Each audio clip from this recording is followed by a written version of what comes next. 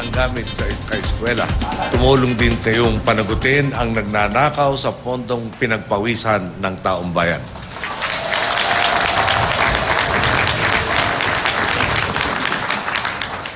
Apat na taong kayong hinubog ng institusyong ito upang isabuhay ang kagitingan, integridad at katapatan. Subalit, saka pa lamang magsisimula ang tunay na mga pagsubok sa pagiging kawal paglabas ninyo rito sa Fort del Pilar.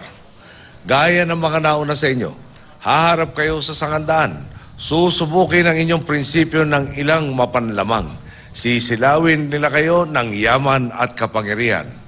Bilang Commander-in-Chief, umaasa akong kung gaano ka-automatic sa inyo na ilapat ang teorya at taktikang inyong natutuhan sa tunay na bakbakan ay sarinsanang tatag ng inyong prinsipyong itakwilang mali at pumanig sa katwiran. Dahil higit sa anumang yaman at kapangyarihan, ang pananagutan at integridad ang dinadakila ng ating mga boss. Di ba't kapag hinayaan ninyong apihin ang karapatan ng taong bayang sinumpaan ninyong protektahan at paglingkuran, hinayaan ninyo na ring apihin at yurakan ang inyong mismong karapatan. Batid ng inyong gobyerno, nakabahagi kayo ng lipunang inyong pinoprotektahan. Ang pangangailangan ng karaniwang mamamayan ay saring pangangailangan ng ating mga kawal ng bayan. Bukod pa ito sa inaasahang makagamitan na dapat pong hawak ninyo sa pagtupad ng inyong tungkulin at sa pagtugon nga po sa mga pangangailangang ito, ang masasabi ko, malayo na tayo sa nagis ng sistema kung saan ang mismong nasa frontline na napagtatanggol sa bayan ay sila pang huling natututukan ng pamahalaan.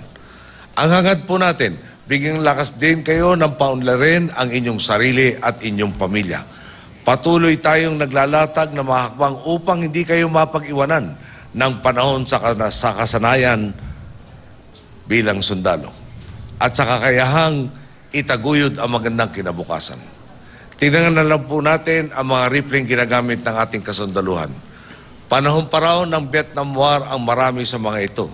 Ang good news, 63,000 na rifle para sa sandatahang lakas ang inaasahan nating mapa sa kamay na ninyo sa mga susunod na buwan.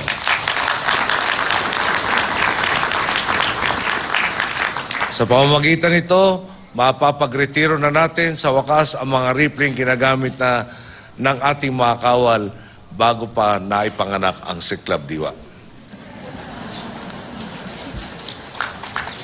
Papakinabangan na rin natin at ng ating mga kawal ang mga modernong barko, 8 Sokol Combat Utility Helicopters, 3 Navy Helicopters at iba pang makabagong sasakyan.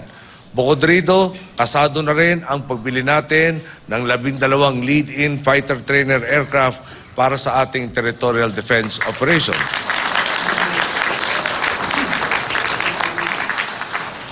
Target din nating makaronda na sa ating papawirin ang dagdag pang 8 combat utility helicopters na gagamitin din para sa search and rescue and disaster relief missions pagdating po ng 2016.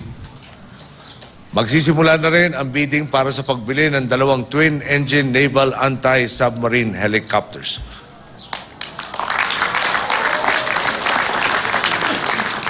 Bukod sa modernisasyon ng ating kasanduluhan, nariyan din po ang sinusulong nating programang Pabahay.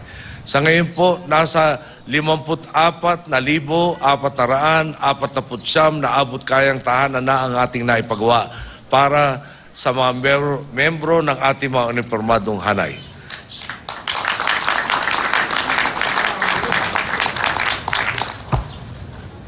Naghahanap po yata si Governor Salceda ng parte ng Albay doon. Darating tayo dyan, Joey. Sa pagsasanib puwersa naman ng Department of Agriculture, Department of Agrarian Reform, Department of the Environment and Natural Resources, Department of the Interior and Local Government, the Department of National Defense. Umuusad na rin ang ating programang pangkabuhayan para sa ating maaktibo at retiradong kawal.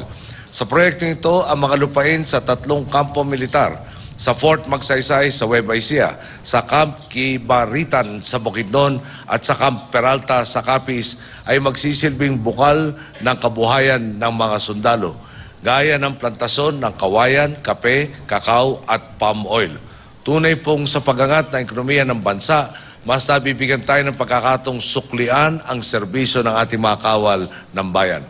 Sa huli, malinaw po ang naghatid sa atin sa puntong ito. Ang kahandaang ialay ang ating sarili para sa kapakanan ng mas nakakarami. Sa bawat transaksyong papasukin ninyo bilang mga pinuno, nananalig akong hindi matitinag ng tukso ang inyong prinsipyo. Sa panahon ng kaguluhan o matinding delubyo, alam kong magsisilbi kayong sandigan ng lakas at katatagan ng sambayan ng Pilipino.